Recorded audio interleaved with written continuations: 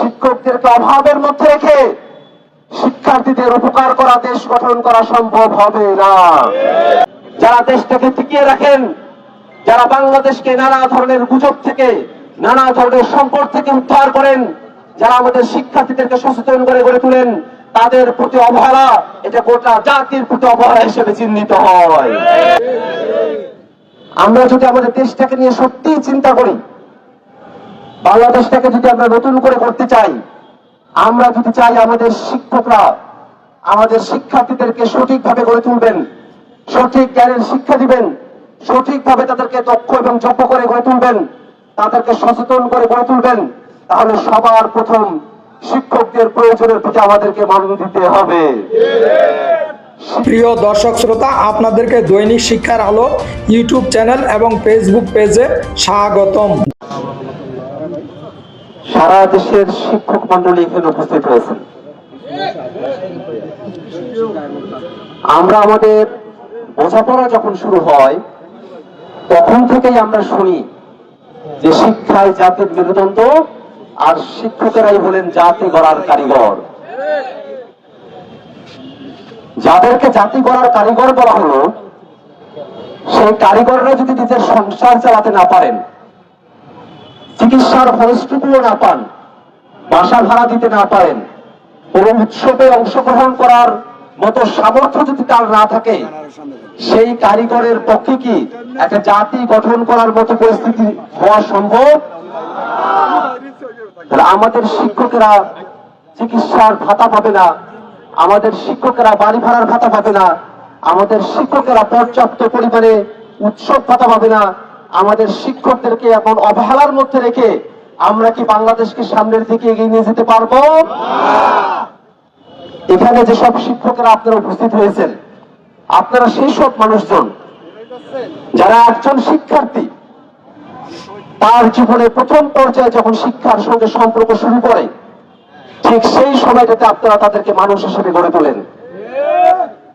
যদি প্রাইমারির শিক্ষকেরা, হাই স্কুলের শিক্ষকেরা, ইবতেদায়ী এবং দাখিল পর্যায়ের শিক্ষকেরা তারা তাদের কর্তব্য সঠিকভাবে পালন করতে না পারে, যদি তাদেরকে নিজেদের জীবন নিয়ে এই শঙ্কার মধ্যে থাকতে হয়, সংসার পরিচালনা করা নিয়ে তাদেরকে নানা ধরনের আশঙ্কার মধ্যে দিয়ে দিনাপাত করতে হয়, তাহলে ছোট বয়স থেকে আমাদের শিক্ষার্থীদেরকে গড়ে তোলা সম্ভব নয়। আমরা নতুন এক যুগে প্রবেশ করেছি, গোটা পৃথিবী নতুন যুগে প্রবেশ করেছে। এই যুগে ছোটবেলা থেকেই যদি আমাদের শিক্ষার্থীরা ভালো করে শিক্ষিত না হতে পারে, তাহলে প্রতিযোগিতার এই বিশ্বে টিকে থাকা মুশকিল। আমরা যদি আমাদের দেশটাকে নিয়ে সত্যি চিন্তা করি, বাংলাদেশটাকে যদি আমরা নতুন করে করতে চাই, আমরা যদি চাই আমাদের শিক্ষকরা আমাদের শিক্ষার্থীদেরকে সঠিকভাবে গড়ে তুলবেন, সঠিক জ্ঞানের শিক্ষা দিবেন, সঠিকভাবে তাদেরকে দক্ষ এবং যোগ্য করে গড়ে তুলবেন, তাদেরকে সচেতন করে গড়ে তুলবেন, তাহলে সবার প্রথম শিক্ষকদের প্রয়োজনের প্রতি আমাদেরকে মনোযোগ দিতে হবে। শিক্ষকদেরকে অভাবের মধ্যে রেখে শিক্ষার্থীদের উপকার করা, দেশ গঠন করা সম্ভব হবে না। ভাইরা আমার, আপনারা শিক্ষকেরা এখানে একত্রিত হয়েছেন, এক সপ্তাহ সময় চলে গেছে, এখনো পর্যন্ত ইতিবাচক কোন সাড়া আমরা দেখি নাই। আমাদের শিক্ষকেরা রাজপথে এসেছেন, তাদের তো রাজপথে আসার কথা নয়, অত্যন্ত যৌক্তিক দাবি নিয়ে তারা এসেছেন। তারা মাস শেষে তাদের বাসা ভাড়াটুকু দিতে চান, তারা অসুস্থ হলে তারা চিকিৎসাটুকু করতে চান, কোন উৎসব আসলে আত্মীয় স্বজনকে সেই উৎসবে তারা পার্টিসিপেট করতে চান, তারা সুন্দর করে বেঁচে থাকতে চান, তারা বিলাসী জীবনও চান না, কোন রকম জীবনের প্রয়োজনটুকু পুরা করতে চান। অথচ সেই দাবি নিয়ে আসার পরেও তাদের উপরে হামলা করা হয়েছে। আমাদের শিক্ষকদের উপরে যে হামলা করা হয়েছে, আমরা জাতীয় নাগরিক পার্টি এনসিপির পক্ষ থেকে সে হামলার তীব্র নিন্দা এবং প্রতিবাদ জানাই। আন্দোলন বন্ধ করা যাবে না, হামলা করে আন্দোলন বন্ধ করা যাবে না, পুলিশ দিয়ে আন্দোলন বন্ধ করা যাবে না। আক্তার ভাইয়ের আগমন শুভেচ্ছা স্বাগত, আক্তার ভাইয়ের আগমন শুভেচ্ছা স্বাগত। শ্রদ্ধেয় শিক্ষক মন্ডলী,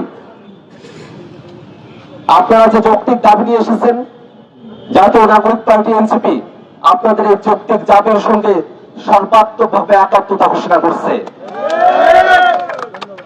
আমাদের ফয়সাল মাহমুদ শান্ত ভাই আমাদের পার্টি গঠনের আগে এবং পরের প্রত্যেকটা সময়ে শিক্ষকদের ন্যায্য সকল দাবির পাশে তিনি দাঁড়িয়েছেন।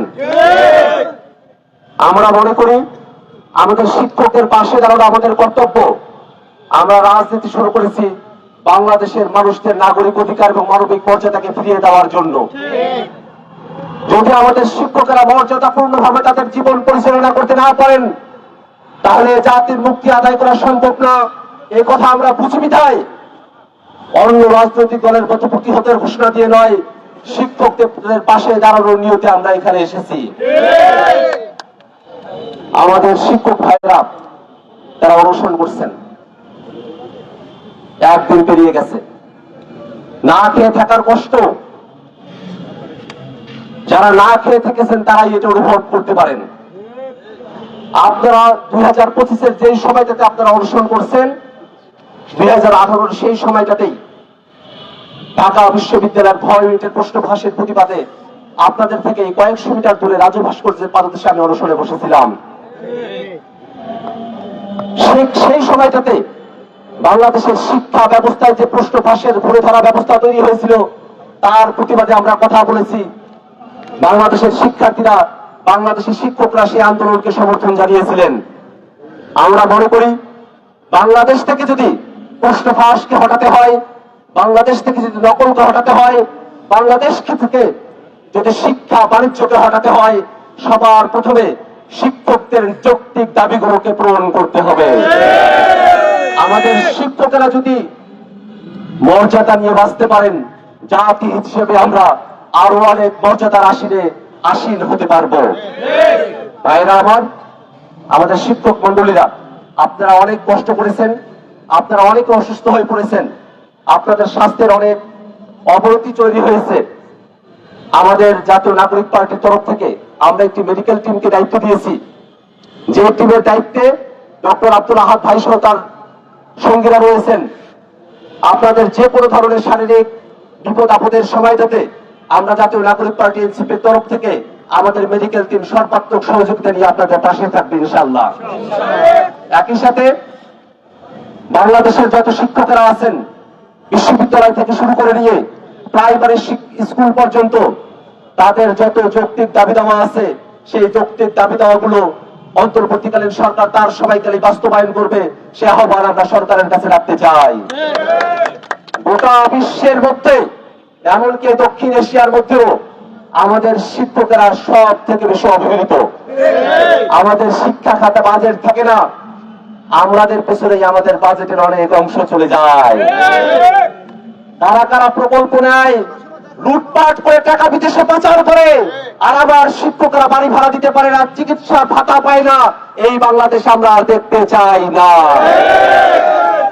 এই নতুন বাংলাদেশের জন্যই 24-এর অভ্যুত্থানে মানুষেরা রাজপথে এসেছিলেন, মানুষেরা জীবন দিয়েছেন, ছাত্র জনতা জীবন দিয়েছেন, যাতে করে বাংলাদেশ যারা পরিচালনা করবে তারা সবার প্রথমে দেশের নাগরিকদের প্রতি আন্তরিক থাকে।